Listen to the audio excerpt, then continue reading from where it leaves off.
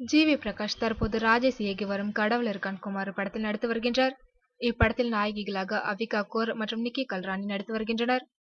பிரகாஷ் ராஜ், தம்பி ராமையா, பிரேமானந்தம், ஆர்.ஜே. பாலாஜி, நான் கடவுள் ராஜேந்திரன் உள்ளிட்ட பலரும் நடித்து வரும் இப்படத்தின் படப்பிடிப்பு திண்டிவனம் அருகே விறுவிறுப்பாக நடைபெற்று வருகிறது.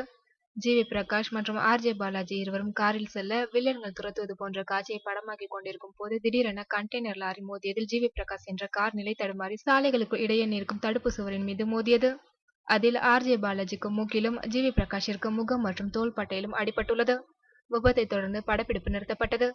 ஜி.வி. பிரகாஷ் மற்றும் ஆர்.ஜே. பாலாஜி இருவரும் மருத்துவமனைக்கு அழைத்து செல்லப்பட்டு இருவரையும் பரிசோதித்த மருத்துவர்கள் பெரிய அளவிற்கு பாதிப்பு இல்லை என்றவுடன் மீண்டும் படப்பிடிப்பிற்கு திரும்பியிருக்கின்றனர்.